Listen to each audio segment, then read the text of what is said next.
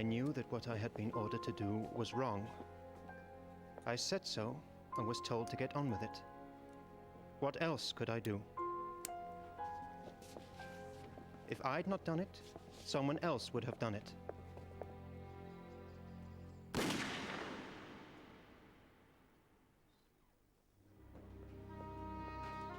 But I have always expected to answer for this. This deed I never wished to do. And now it is the end of the road.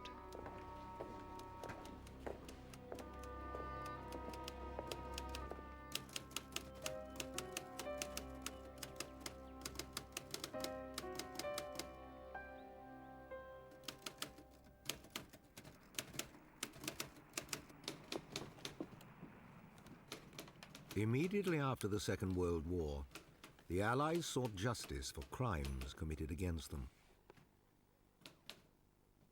Britain pursued one war crime more than any other.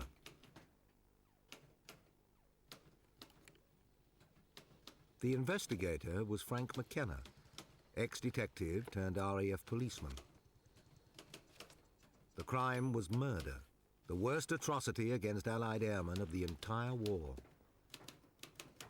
The victims were 50 unarmed prisoners, shot in cold blood by the Gestapo after the Great Escape.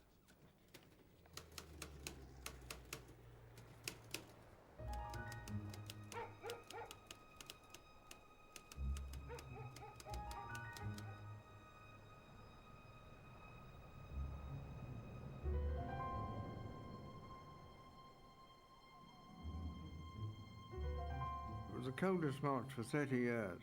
There was snow on the ground and conditions outside were brutal. It was evident to us that the Germans knew that there was a tunnel being built, and they'd searched the block several times actually and not found it.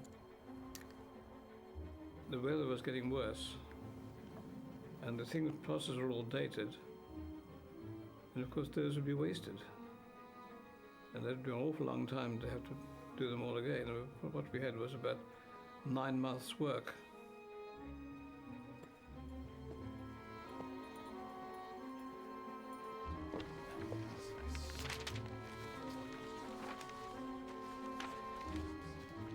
On the night of March the 24th, 1944, 200 Allied airmen sat packed into Hut 104 at Nazi Germany's most secure prisoner of war camp in Sargen, near the Polish border.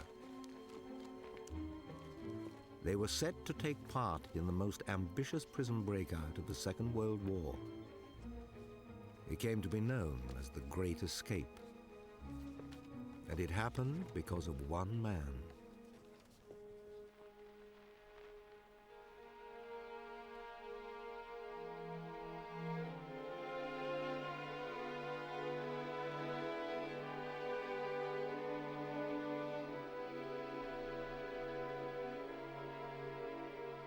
Well, I can remember hearing the name Roger Bushell quoted, because he was one of the legendary escapers.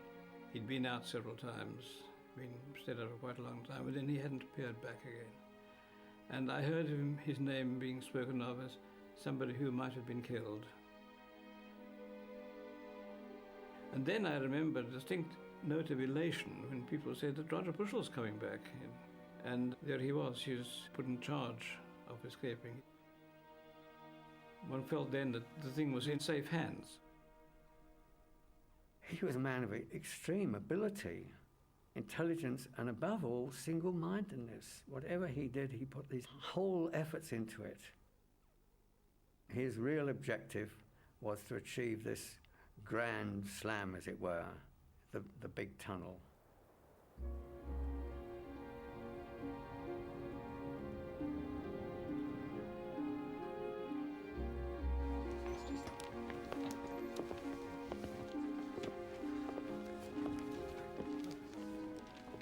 Bushell harnessed the manpower and skills of the camp. 600 men had spent a year digging, forging documents, and turning uniforms into civilian clothes.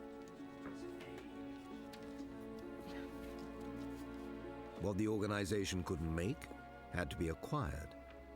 The few German speakers became scroungers, bribing guards for whatever was needed. One of them was Dennis Cochrane, fluent in German since he was 18.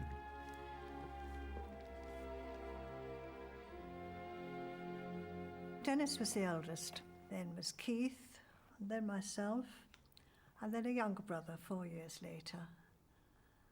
I think we all knew without any doubt at all that he would be railing against the captivity. He'd be like a caged lion. Dennis Cochrane had joined the RAF in 1940 and been shot down over the Channel. He'd been a prisoner for over a year. My mother suddenly died, and we didn't know what to do about telling Dennis. We knew it would be a terrible news for him to have in those circumstances. But of course, as time went on, there was no option but to tell him. And his next letter came back and he said, "This is the worst day of my life." So the news obviously affected him most frightfully. That, I think, would have strengthened his resolve even more so if it had needed it. His letters then were always, "I'll be home soon."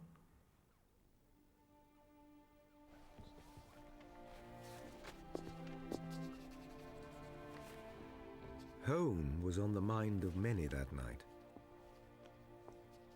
Tom Kirby Green, Bushel's head of security, hadn't seen his wife or young son for more than 2 years. My adored darling, I am thinking so much of you now, and long so hard for you. I feel so grateful for your love and tenderness, and so humble. Soon, I hope, I shall be able to make the world a paradise for you and for Colin. I love you, darling. What more can I say? Kisses to you, your Thomas.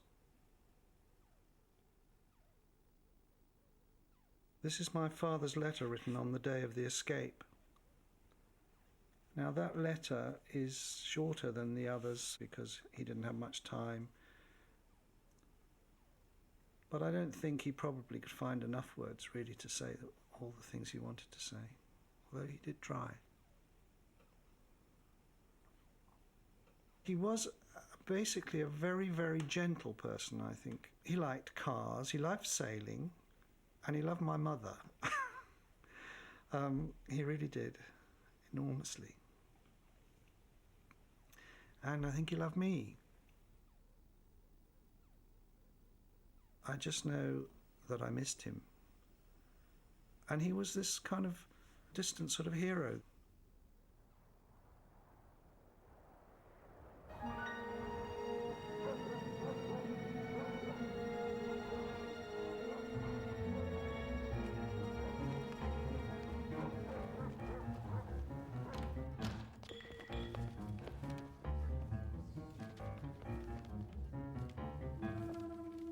As we came in, we were allocated to a particular part of the hut. The orders were to sit down and stay there until you were called. It was actually remarkably quiet, I think, considering what was about to happen. I had papers as a Yugoslav woodworker. My colleague I was going with, a chap called Soteris Skanzaklas, a Greek fighter pilot, he had, of course, had papers as a Greek. My own plan was to get into Czechoslovakia, try and get down the Danube into Greece, where, of course, my partner would have been useful. He might go to help us get over into Turkey, neutral territory. So that was our rather ambitious plan. I was supposed to be a French worker. I had a smattering of French, schoolboy French, which is and documents which might pass a cursory inspection. I had a small quantity of genuine German currency, which would have been enough to buy me a ticket on a local train where you didn't need a travel permit. Those who weren't going by train were just told best thing to do is go south, and when you get into Czechoslovakia you may find that they're helpful. But we sort of mugged up a phrase in Czechoslovakian, which I can't remember exactly, but it went something like this. Ja prisahám pri smrti mé matky jsem anglický officer. I swear by the death of my mother that I am an English officer. Well, you always think there's a light at the end of the tunnel, and that light's going to be home. We thought it was very, very difficult to escape from Germany. Probably less than 1% of people who got out of camps got home. We thought there'd always be a chance.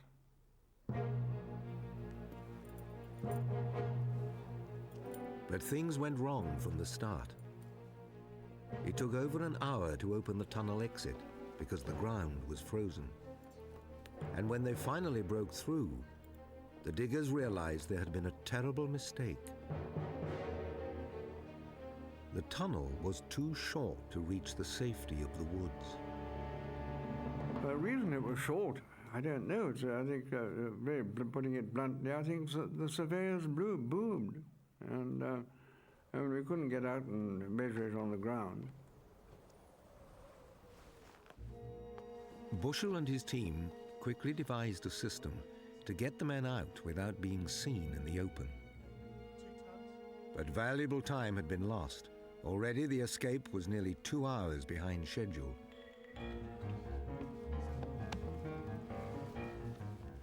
The thing is, they didn't come and tell us what had happened. We just sat there and waited and waited.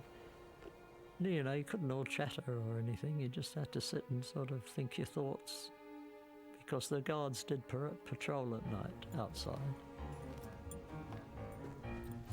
Roger Bushell was number 7 into the tunnel, in the first group out. Following him, his escape partner, Frenchman Bernard Scheidhauer, number 8.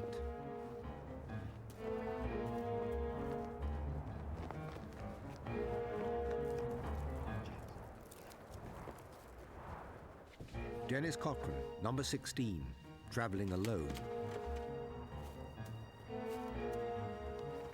Midnight, Tom Kirby Green, number 21. Escape partner, Gordon Kidder, Canadian, number 20. Jimmy James was number 39.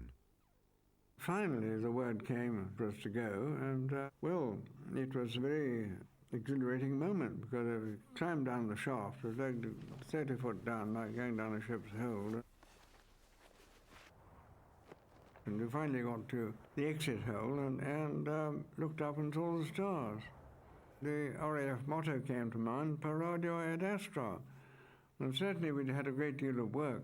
Now we were going up to the stars. Jimmy James went out at 1:30 a.m. with Greek escaper Nick Skanzikas. As you got through to the end, you were told to, there you are, guided, over there it is, cheerio, and you climbed up the ladder. And I had a hell of a job climbing up this ladder because it was pitch dark and I just couldn't get it right. Having got onto the first rung, I couldn't bend my knee far enough to get onto the second rung. But what I did, in fact, was pull myself up hand over hand, up 30 feet, you know, and sort of stop a bit and then pull myself up a bit more and finally get to the top. Les Broderick, travelling with Canadian Henry Birkeland, was number 52 out of the tunnel.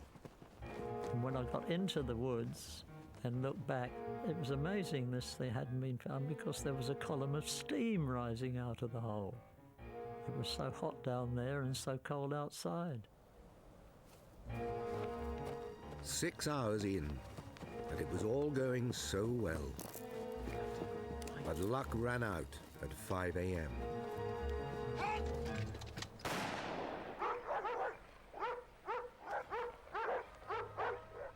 A guard had stumbled on the tunnel exit. The escape was over. But sometime in the early hours of the morning that heard a single shot. And you could feel the shock of that shot sort of quivering throughout the whole camp, and everybody else would be listening for that. It was pandemonium. We knew immediately that the balloon had gone up, and it won't be long before the goons are here. You could destroy everything you could, which we promptly did. And the next thing is being hustled onto the parade ground. Obviously, they were trying to count, and I suppose the objective of those who were playing up was to fool the people on how many had got out, numbers, and they only do it by trying to sort of fall out of one rank and go into another, that sort of thing. There were one or two calls for them to still stand, so forth. They still tried it on, and finally the commandant stepped forward, drew and cocked his pistol, and said, "I shall personally shoot the next officer who moves."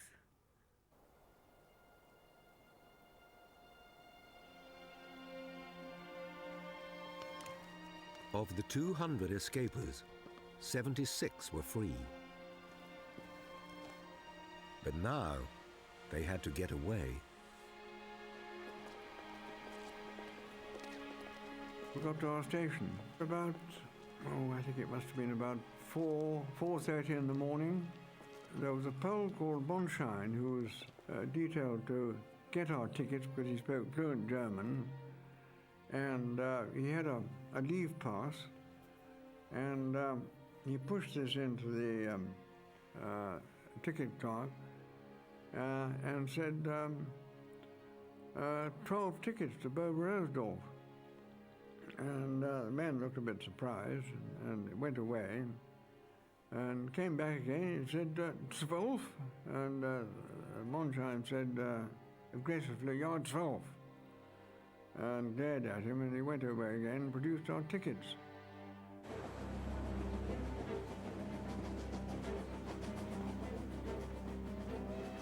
We looked out on a very snowy, bleak landscape, and after a while the Dodger leant over and said in a stage whisper, said, "I haven't seen such a snowy scene since I left Montreal."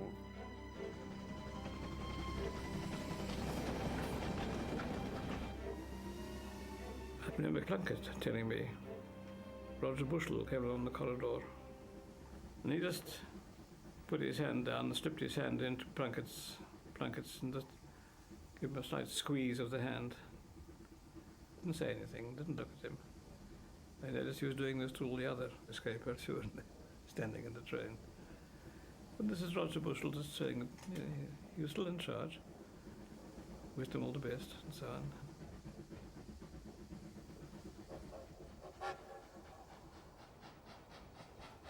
It filled up with school children later on, about 8 o'clock.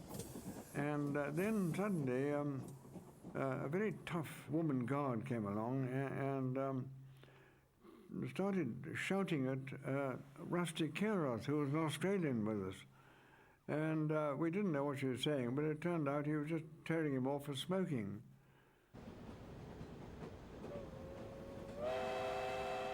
For those not travelling by train, it was hard going.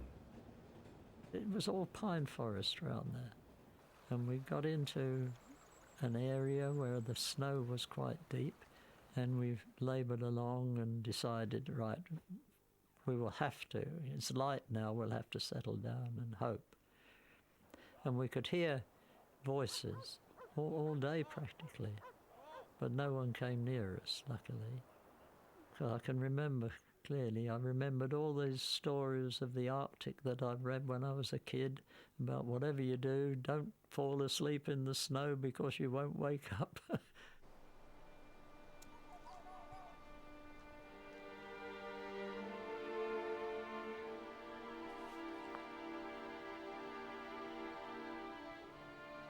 My father and Gordon Kidder were trying to get to Czechoslovakia. Now, what they were going to do after that, I don't know. Except, I think, hope that the partisans would somehow get them to somewhere neutral or somewhere where they could link up with British forces or something. So I think he got out. He tried to get out and started the escape thinking he had a chance at least. And a chance had to be something to be taken.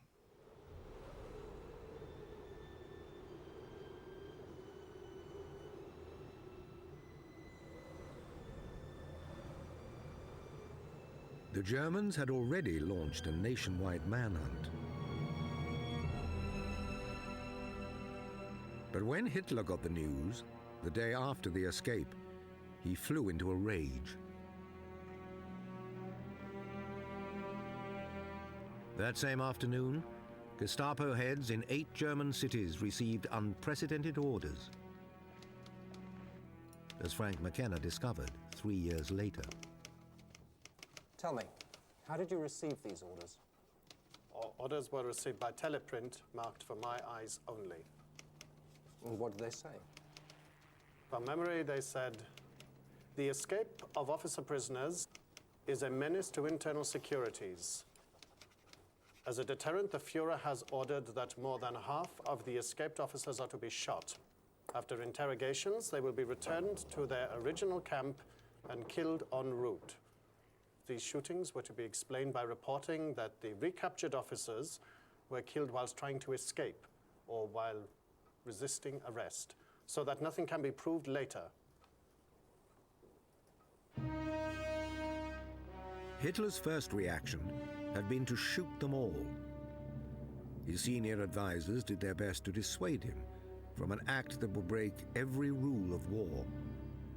"Then shoot more than half," retorted the Fuhrer.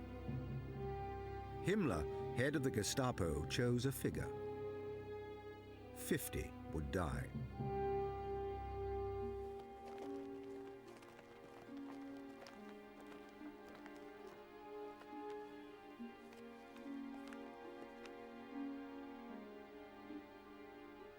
Bushel and Scheidhauer, traveling west, made good progress by train.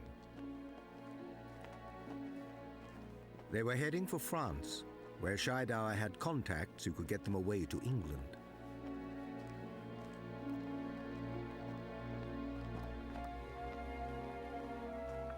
Dennis Cochrane, traveling alone, was also heading west. He planned to cross the border into neutral Switzerland, and from there to freedom. I think he probably felt he could get farther on his own. He was one among the very early escapees, I think about number 7 or 8. I think the fluent German speakers had priority. Those who stood more chance of getting at farther distance.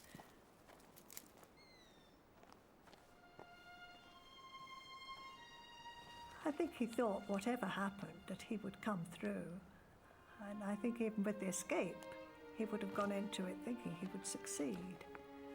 Not just we'll disrupt the German nation, you know, but I think he personally thought he would succeed.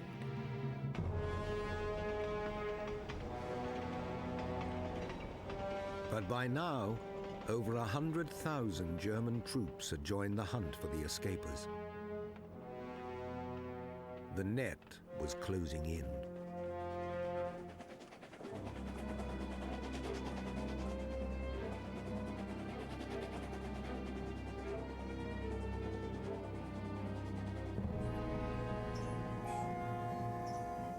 We walked to Hirschberg West Station, which had trains going down to the Czech border. We were intercepted before we could start buying any tickets by a policeman and a civilian. He said, "Well, what are you doing here?" And I said, "Well, we're going to buy tickets." He said, "Papiera, papers." And I showed him my pass, and he just put it in his pocket. I said, "Well, look, I've got to get down to Belgrade to have Yugoslavia, see my old mother in German." And he said, "Well, that's all right. You can come down to the station and explain all that."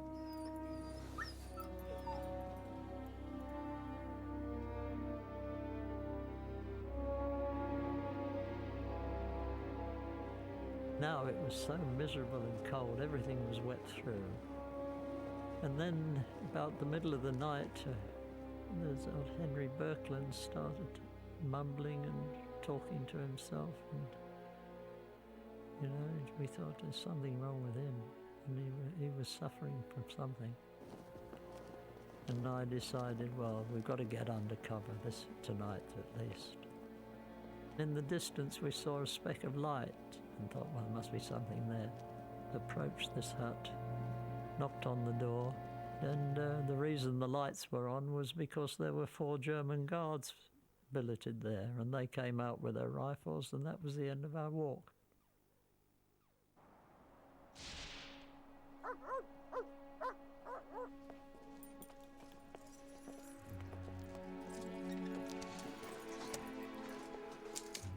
Well, of course, we all met in the police station, and we were all marched down. Men are called the policemen, 8 of us, and we were all shoved into the same cell. The fact remains that we were beaten by the weather, because if it had been warmer, we probably wouldn't have gone into the town at all or tried to get trains. We'd probably tried to get across the mountains and keep hidden. The weather beat everybody.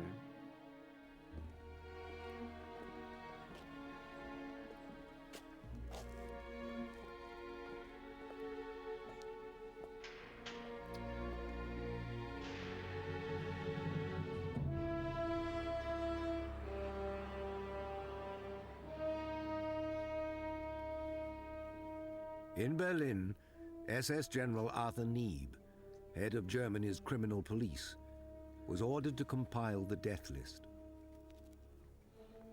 As escapers came into custody, he decided who would live and who would die. The Gestapo would carry out the killings until 50 were dead.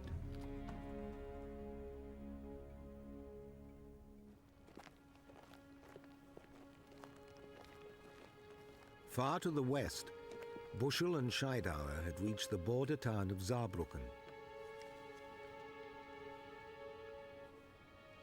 It was less than an hour's walk to France.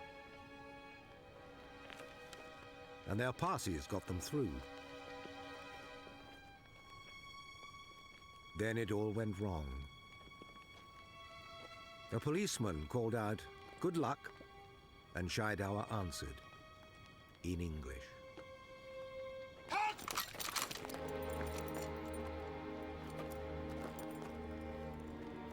It was an old trick, and it cost them their freedom.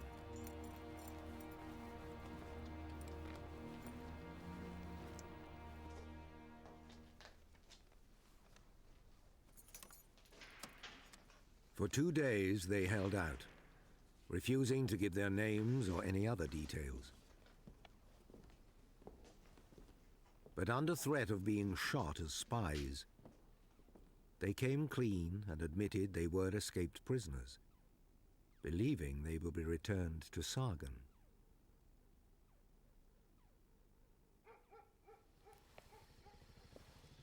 Tom Kirby Green and Gordon Kidder made it to Czechoslovakia, but they got no further. They were captured near the Austrian border. Evidence suggests that during interrogation they were tortured.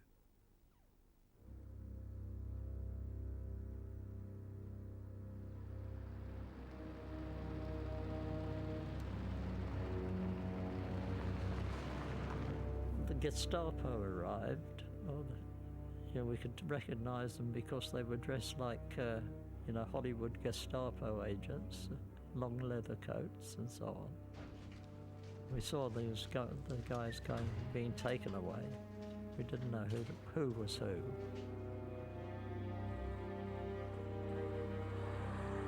Yes, I remember this. It was the 29th of March. 4 names were called out. Scantiklas,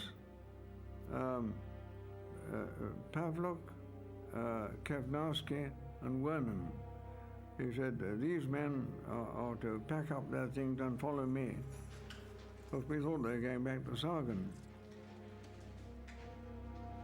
At the same time, in 7 jails all over Germany, other names were being called out.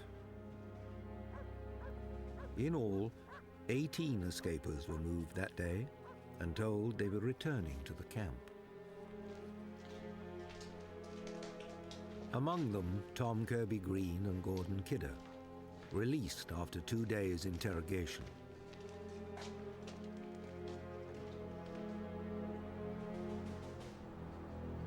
Some hours into the journey, They were invited to get out and stretch their legs.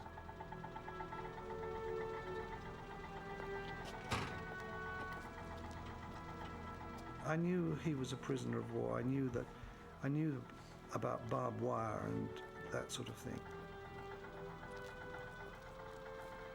Everyone was saying how he was safe now. He was safe now. So I didn't worry. And they also said, and I believed them, and again I wanted to believe them, that I would see him again one day.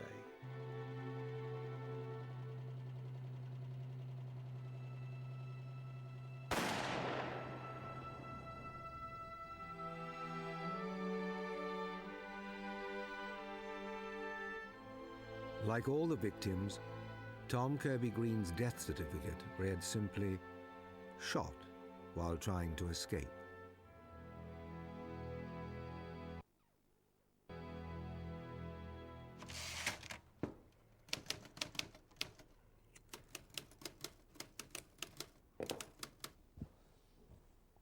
Tell me exactly what happened. I was called in to see my superior. He had a teleprint in front of him and asked me if I'd ever been in action. I said I hadn't. Then he said, "What I am telling you now must remain secret. There are 2 English flyers at Saarbrücken. They are to be shot on the orders of the Führer." I said that couldn't be right, to shoot unarmed officers. He replied, "You are acting on my orders and will follow my instructions." The officers were Roger Bushell and Bernard Scheidauer.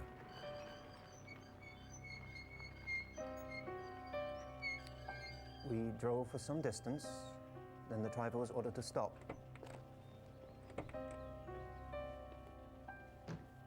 We got out and told the prisoners they should get out and stretch their legs, as we had a long way to go.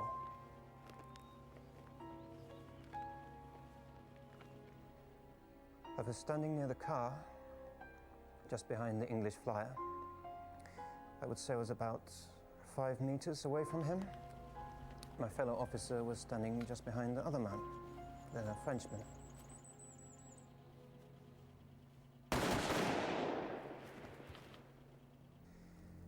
We raised our pistols together, and we both fired.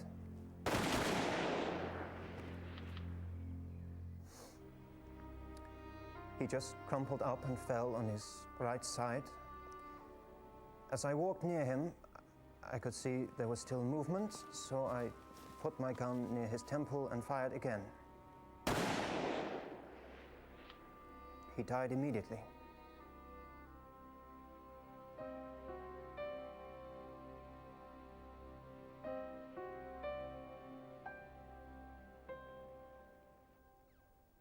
I knew that what I had been ordered to do was wrong.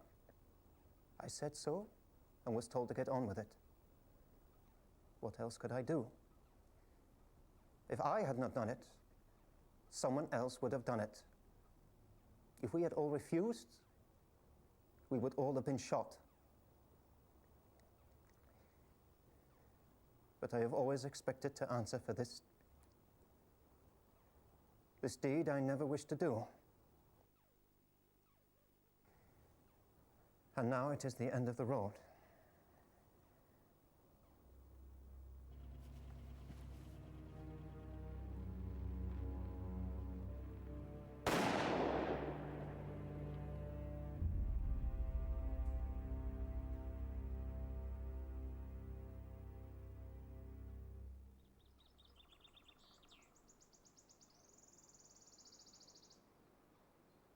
By March the 30th, 6 days after the escape, Roger Bushell and 21 of his men were dead. Many more were in German custody.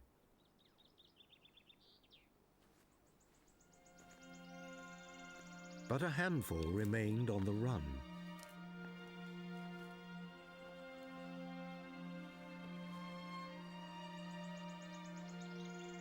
Dennis Cochrane had gone to ground for a while, merging with a gang of foreign workers, street sweeping in Frankfurt, before moving on again.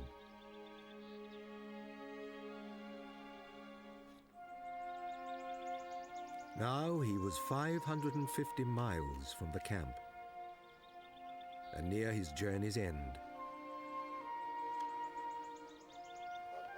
Switzerland and freedom lay just across the Rhine.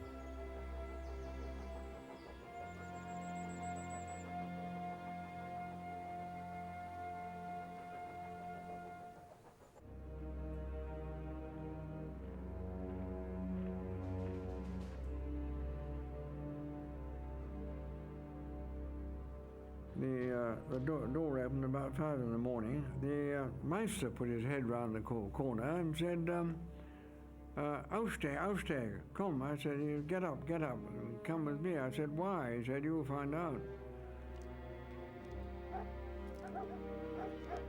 Well, at the bottom of the stairs, there was a couple of square-shouldered Gestapo types. One of them produced a revolver and said, machst du keine Dummheit, don't do anything stupid.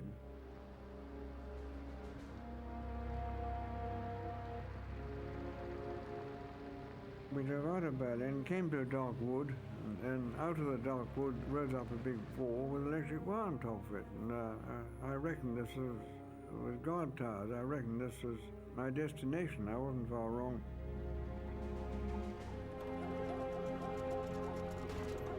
The SS officer in front told me to get out. He said, oh, Herr James, he said, this is a nice place. He said, you will not escape from here.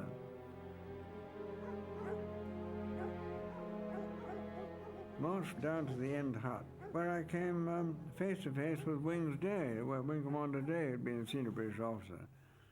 Oh, I said, hello, sir, where am I? It's just Colditz. And he said, no, I wish to hell it was, but the only way out of here is up the chimney. It's Sachsenhausen concentration camp.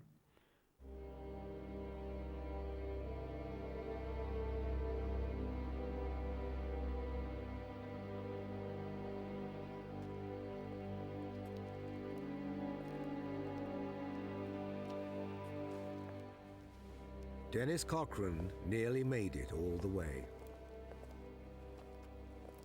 But he was arrested right on the Swiss frontier, within sight of freedom.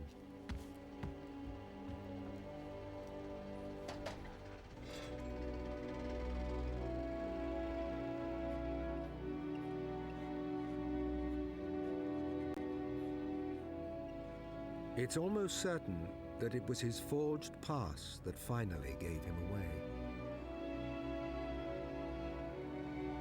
The Germans had changed the layout of all official passes in an attempt to catch the escapers.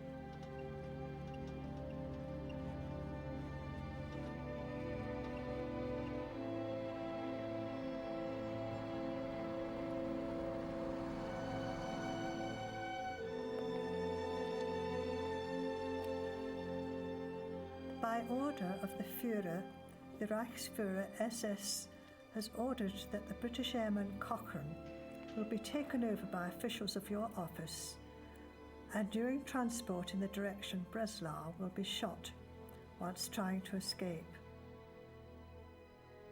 The shooting will be done in such a way that the prisoner concerned will be unaware of what is going to happen. Signed, Müller, Lieutenant General of Police. Lurach, I think, was the last place he was picked up, which is a long way. You see, 7 nights he was away from the camp. 7 days, 7 nights. I want to know what his life was like in that time. I never shall.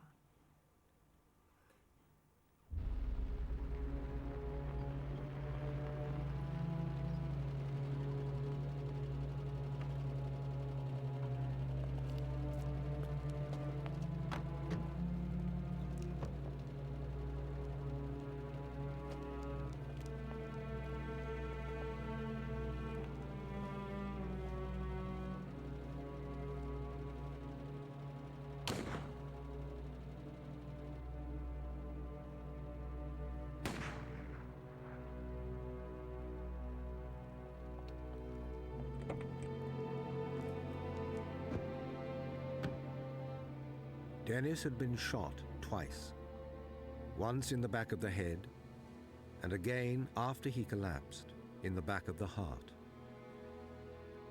His body was taken to a nearby concentration camp and burned.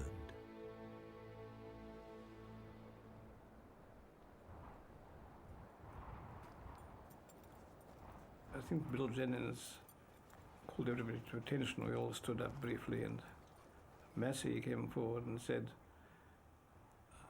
and he was obviously deeply moved. He said, I was called to the Commandant's office this morning, where he gave me the awful news that of the 76 officers who went out of the tunnel, 45 have been killed.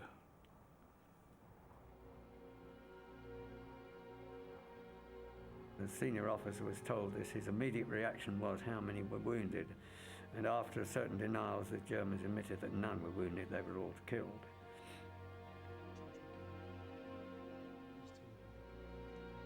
And then a few days later, a list appeared.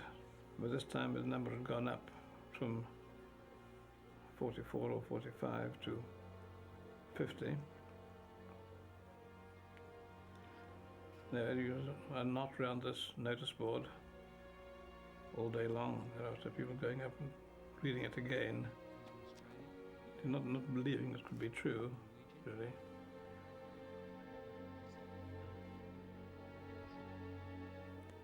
I know that I think it was Al Hake whose toes were frostbitten, but he was shot trying to escape. He could hardly walk.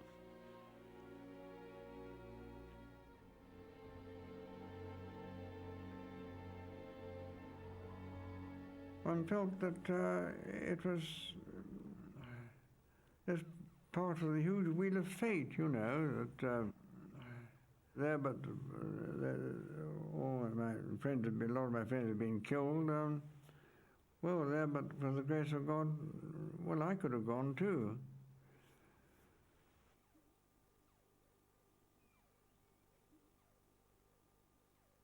I don't know, at this stage, I suppose you're just lucky, felt how lucky you were that you'd survived.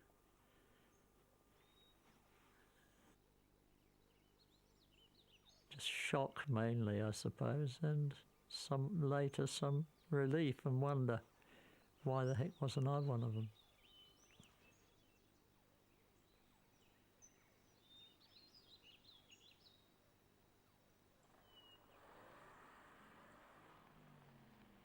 Of the 76 who'd got out, only 3 had made it home. The other survivors remained in German custody until the end of the war.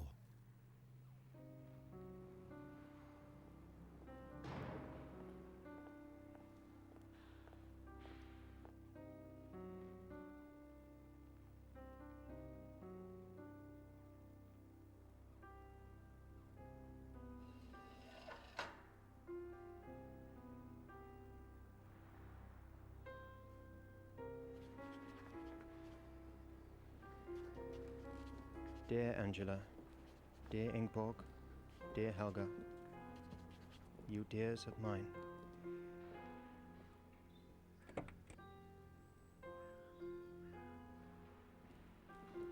I am sorry I could not say goodbye to you.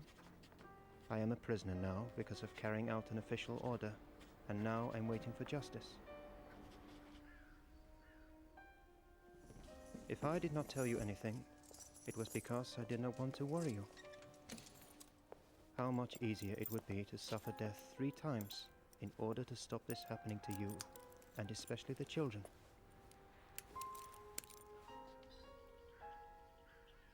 Be brave. I shall write again if I can. Ever your faithful husband, your daddy, and your Emil.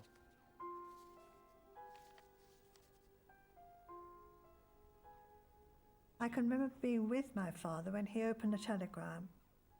Just a bland statement, shot trying to escape, details to follow. And that was all. They didn't have anything else to say at the time, to tell us. He just read it and passed it to me. And it was just a sort of numbness, you know. My mother came to see me for the day. It wasn't my birthday, and I had a sort of day out of school, and I didn't question it really because I was so pleased to see her. And it was wonderful to have a day to be taken off for tea somewhere by your mum, and as usual, when the time came for her to go, she was very tearful. She always was whenever we parted. So it didn't seem to have a special significance. She couldn't bring herself to tell me the moment when she came in order to tell me that he died. Her courage failed her then. She, completely understandably, but she said to me many, many years later that she felt she'd really let me down. Which of course she hadn't.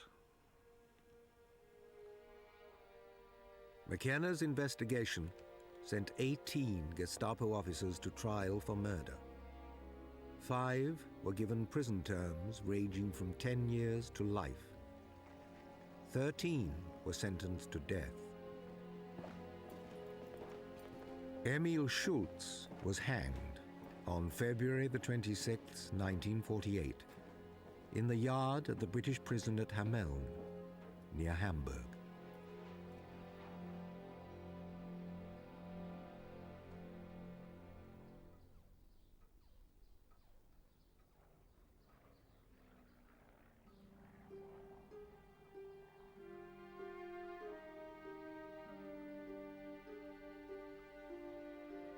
The remains of the 50 were brought back to the camp by the Gestapo in the summer of 1944. Their final resting place is in Poznan, Poland, just a few miles from the camp they fought so hard to escape.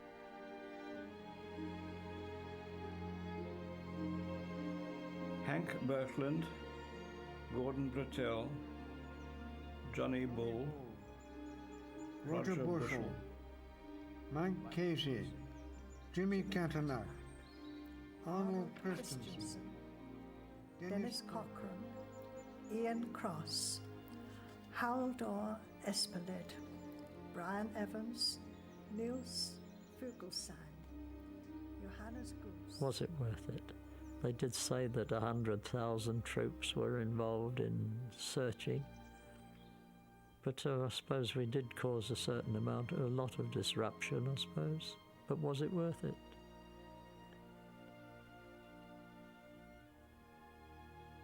I don't think so.